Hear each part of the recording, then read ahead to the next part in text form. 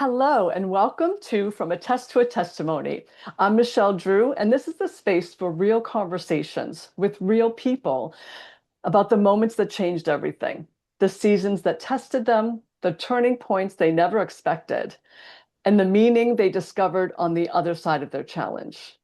These stories aren't about perfection or having it all together. They're about resilience, growth, and what happens when life takes an unexpected turn. Today, we're going to talk with Tera. For most of her life, Tera believed she had Crohn's disease, a diagnosis she received as a teenager that shaped how she understood her body. But that wasn't the only part. That was only one part of the story. At 16, she underwent major spinal surgery. That experience introduced her to opioids, which later became a challenge she would have to face and ultimately overcome. At 21, she had a hysterectomy, adding another layer to her journey that required deep emotional healing and acceptance. Then in 2021, everything changed. After years of searching for answers, Tara discovered she had been misdiagnosed. The true cause of her symptoms was a rare condition that ultimately required surgery and completely reframed her understanding of her body.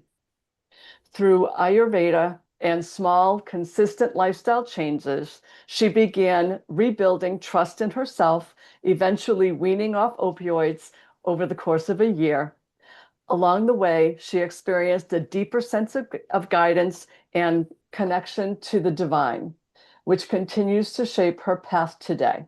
This conversation is a powerful reminder that healing doesn't happen all at once, and that even the smallest steps can lead to lasting transformation. Please welcome Tera Barnes.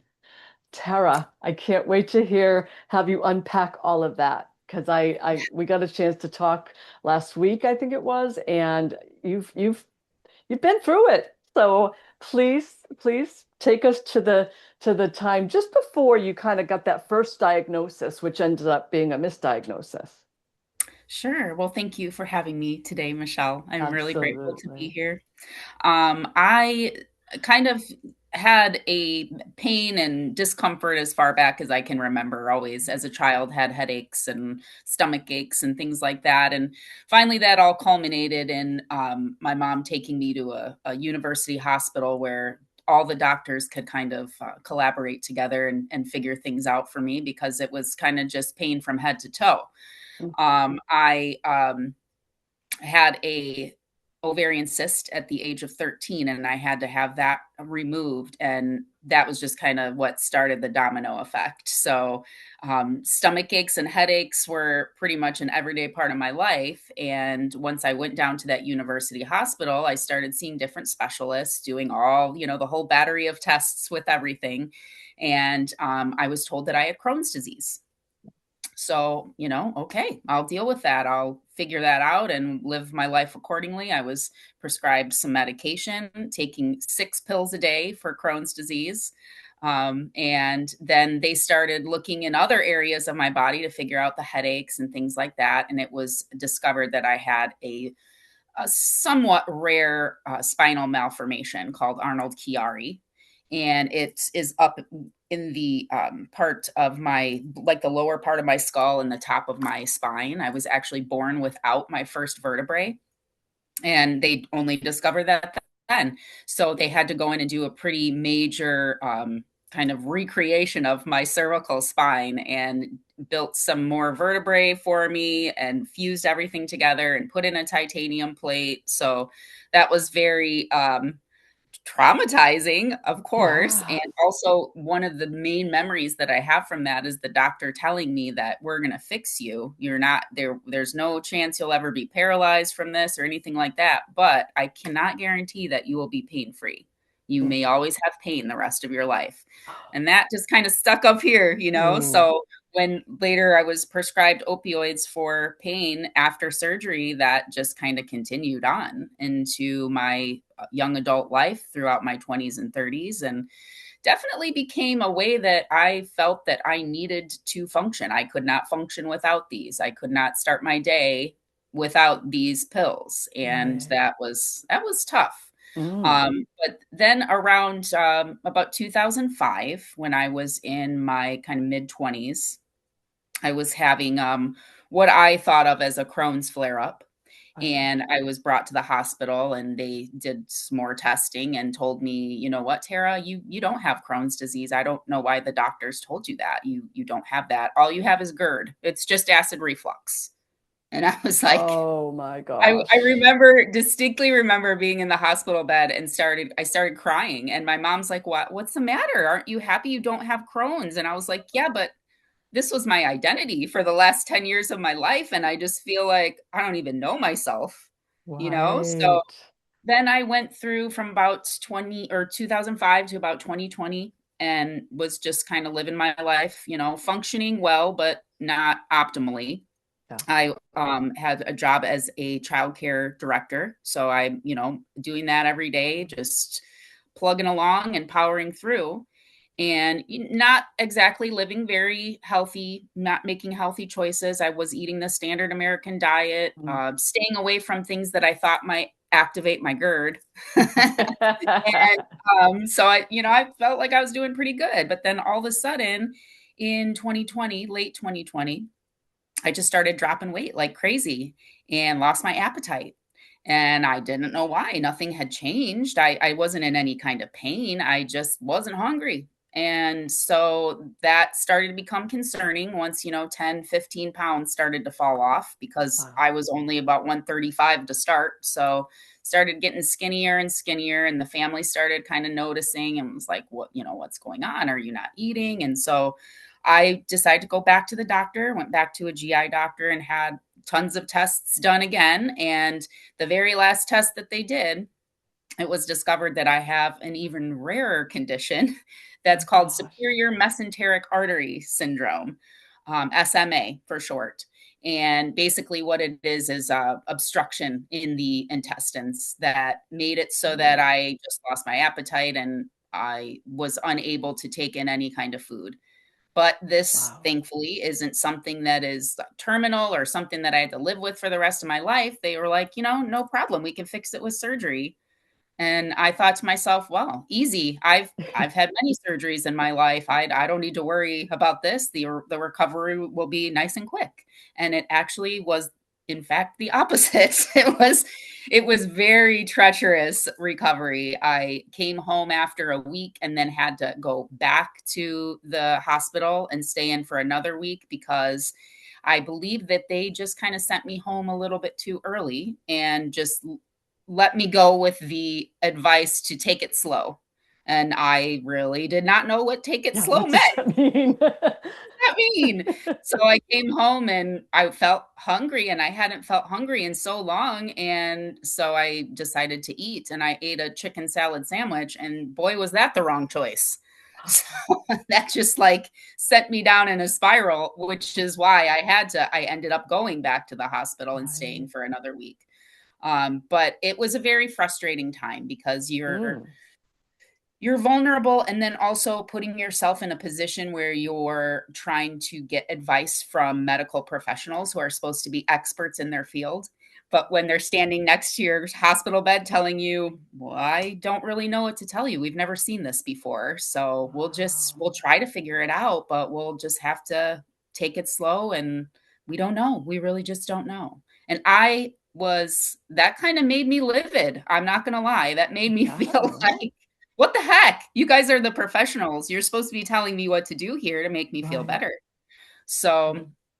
that is really what kind of was the catalyst for the changes in my life. I thought, you know what? If they're not going to be able to advocate for me, I'm going to have to advocate for myself.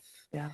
So thankfully, I started just doing some research in my hospital bed and came upon Ayurveda, which is Right. the ancient Indian um, form of medicine. And Yeah. I had known about Ayurveda from when I was a teenager and read some books about it, but I feel like I was led back to it for a reason. And I Mm. found a school that had a program to be an Ayurvedic health counselor.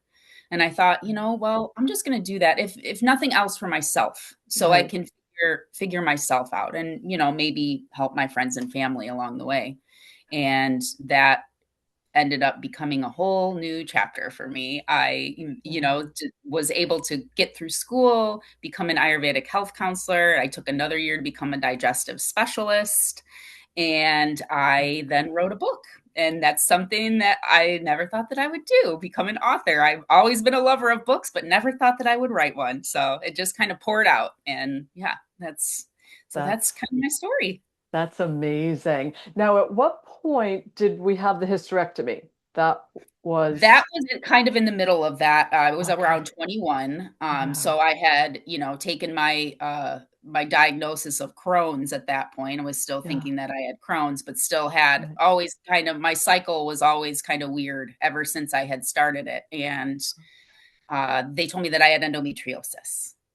So Oh, the okay. best thing to do for that would be to not do a total hysterectomy, but I just had one of my ovaries and my uterus taken out. So that left me with the inability to have children, which Mm, was another emotional layer that I was right. thankfully able to work through and hasn't been a Yeah. struggle for me in my life. Truly believe that's why I was led into childcare. And Okay. I've had Yeah. hundreds of children over the years. I just don't take them home with me.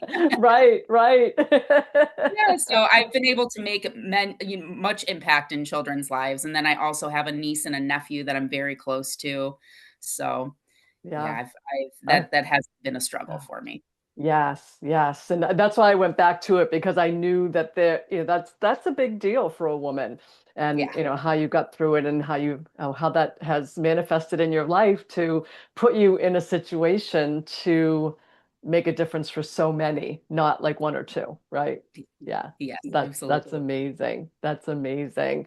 So what was the turning point? I'm guessing that it was when you started to really get deep into the Ayurveda and start to live that lifestyle? And what were some of the major things that helped you as you learned and implemented? Well, for me, I just feel like it wasn't a single moment. It was kind of like a series of the realizations after I had gotten the surgery for the SMA and was in my recovery. I just started to realize that number one, the narrative that I've been living in for so long wasn't my story, and I needed to rewrite that. And that everything that I had been going through, I always had this quiet, like, inner knowing that something really wasn't adding up, but I just kind of pushed it away. And then when I finally received that correct diagnosis in 2021, everything was really confirmed. And it really did. It kind of shifted the ground beneath me. And then once I started learning Ayurveda and all of this knowledge that made so much sense, almost felt like I was relearning something that I already knew because, it was so simple and it's just like the most basic, consistent things that most people would be like, there's no way that that will work. Just being consistent with a routine or getting up every morning and having warm water. Like, there's no way that those things can bring regulation, but oh boy, they do. They Mm, definitely do. It's those small consistent practices. And like over time for me, the hardest part wasn't ever really like the physical symptoms. It was the whole internal experience, like feeling betrayed by my body, feeling like I couldn't trust my body, feeling stuck in patterns that they weren't good patterns, but they felt familiar and they felt right, comfortable. And, that's just what I guess allowed me to power through and function the way that I did. But yeah, right. I think the internal disconnect was probably the deepest part of everything. Mm, And there were moments where everything kind of felt like too much, but I didn't have the tools yet. I didn't know. right, So once things right, started clicking in my brain and I realized I want to be healthy. I can't do that being addicted to opioids. hmm, The total part of my health, that can't be a little piece of it. It has to be taken away. There has to right, be another way for me to overcome this. So right. I did work very, very closely with my primary care doctor. And over the course of a year, I was able to steadily decrease the amount that I was taking each day. And as of March 13th, 2022, that was the last time that I had taken anything. And I haven't even had a thought of doing that. And Yes. the most amazing part of it is like I don't have the pain. That pain that I was trying to get rid of all the time and control with the opioids was Mm. making it worse. That's what was actually giving Wow. me the pain, you know? Like now Isn't that that I'm off of crazy? that and I can really with a clear mind see, I look back and I'm like, wow, you know, Wow. I was kind of causing my own suffering. Wow. And Isn't yeah, that I mean, that's okay crazy? because it led me here today. And, Right. you know, you need suffering Right. to have growth. So Right. that's Right. fine. We all But have a journey, right? yes, we do. Yeah. We do. Yeah. And And yeah, I like I feel, said, go go ahead. ahead. No, I was, one thing that you said really stuck with me, and that I feel, I feel like at the soul level, you did know. Yeah. You knew better than the doctors, but we don't advocate for ourselves. And I think if No. the biggest message that comes out of this episode is advocate for yourself and trust your gut, right? Because Yes. in and it's for me when you were talking about that, I saw this internal battle. Like I know, but they said, Yep. and I've been trained to listen to them and not me because what do I know? And it's like that's gold. Thank you for Sure. Yeah. And it's true. You know, sometimes doctors get a little irritated when you go in and you're like, Yeah, well, this is my body and I know my body. And they're like, no, no, no, no, no. That's not textbook. That doesn't make sense. yeah, You know what? I'm here to say nobody is textbook. You know, there is right, textbook for a reason, and they do have that. You got to have a baseline, but everybody is different. There right. cannot be a blanket diagnosis for That's people. right. There just cannot. Right, exactly. And like after you had the major surgery, they were like, we don't know. We've never seen Yeah, this before. It's like, well, you could have told me that before. I know. We said we could We- fix you, but actually, Oh my goodness. Yeah, that's crazy. That's crazy. Um, so God brought you through this journey for a reason. And you know, a lot people have stories, you know, and it's my mindset coach told me a long time ago, if you don't share your story when you have a life experience that somebody else can benefit from, then you're being selfish, right? yeah, I mean, I had a yeah, story that I was ashamed of for 23 years. And then once I started sharing it, I was like, whew, I feel so much lighter now. yeah. So, Very liberating. yeah, it is. It Yeah. is. So, what would you consider to be your testimony in relationship to the journey that you went on?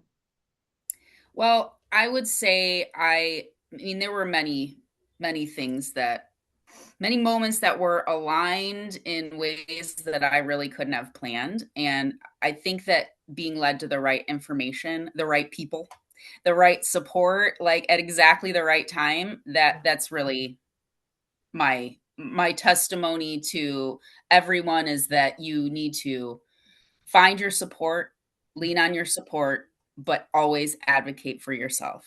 Yes. Yes. I mean, I you love really that. you have to. You have to know that I always, like I said earlier, the my diagnosis was so much a part of my identity. Yes. And really, if anything, I just want people to realize that like you aren't what your doctor has diagnosed you Right. as. I love that.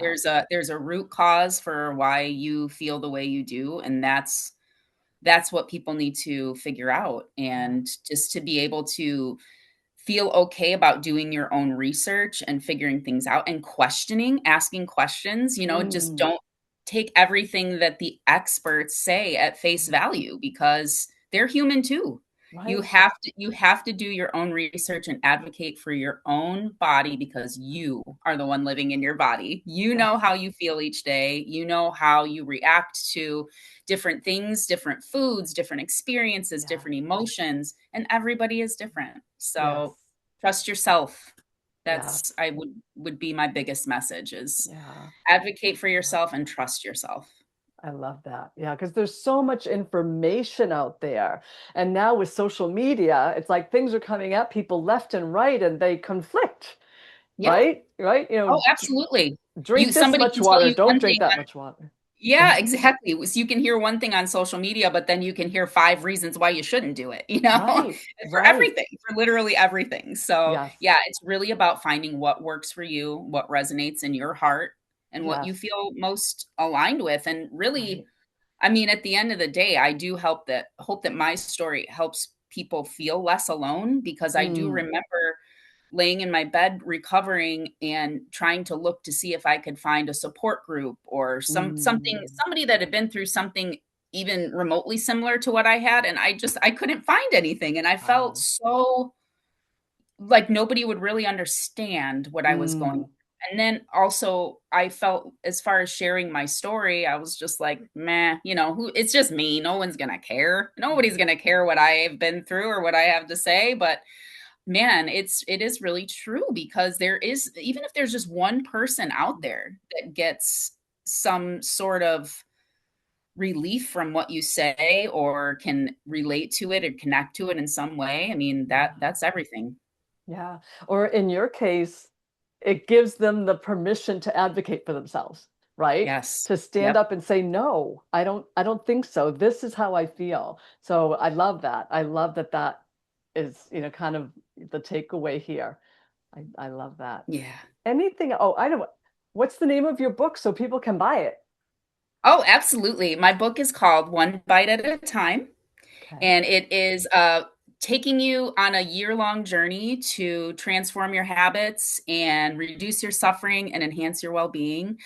What I decided to do was take all of the little consistent practices that I had been learning through Ayurveda and kind of breaking it down into a really simple and easy way to integrate it and embody it in your everyday life because there's a lot to Ayurveda. There are many theoretical concepts, and some people look at this and they're like, whoa, this is a lot of rules and regulations, and I don't have time to follow all that.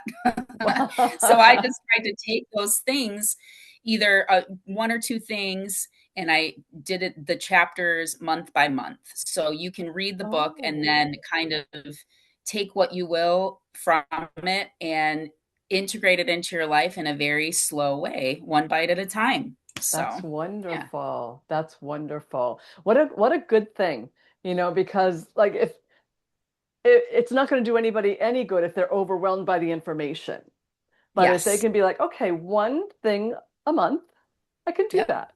That's Yeah. amazing. I love that. I love that. I will be getting that Yeah. book for Awesome. Yeah, sure. I wrote it a lot, obviously to tell my story, but I wrote it with my family in mind because I was like, I look at my mom or my sister, my dad, and my husband, and how would they be able to fit these things in their life? And that Mm, was the model that I used when I, went into the content of the book and thinking about how I would present it. I wanted to make it simple and approachable and something that seemed realistic, like you could actually do it.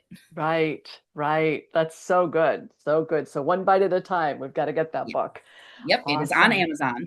Okay, perfect. Yeah. Perfect. So any closing thoughts that you would like to share?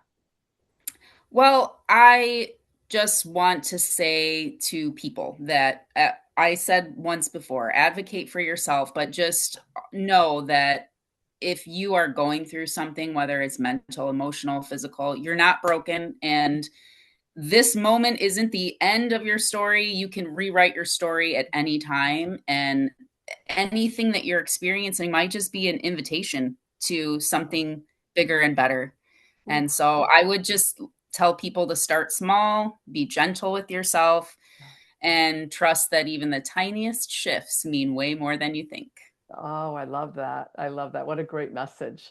Thank you so much, Tara. It has been a pleasure helping you or giving you a platform to share your story other than a book. And I hope to see you on many, many more podcasts in Thank time. you so much. I You really bet. appreciate the opportunity. It was an honor.